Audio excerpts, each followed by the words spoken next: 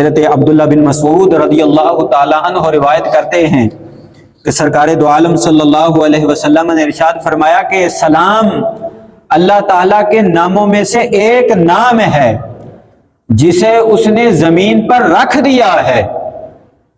سلام اللہ تعالیٰ کے ناموں میں سے ایک نام ہے جسے اس نے زمین پر رکھ دیا ہے، اور فرمایا کہ تم آپس میں سلام کو خوب پھیلاؤ، سلام کو عام کرو، کیونکہ مسلمان شخص جب کسی قوم پر گزرتا ہے تو ان کو سلام کہتا ہے۔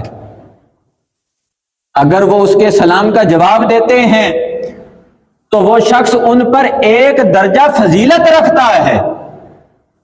اگر وہ لوگ سلام کا جواب نہیں دیتے تو فرمایا ان میں سے جو بہتر ہوگا وہ سلام کا جواب دے گا۔